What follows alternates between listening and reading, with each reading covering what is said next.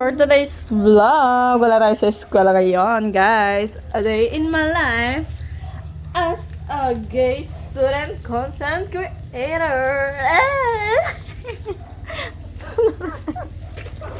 Nagluluto po tayo ngayon ng longganisa. Longganisa ni Mika. Guys, yan. As a gay student. Malas ka dyan, gay. Luluto tayo almusal, guys. Diyos ko, guys, kung alam nyo lang.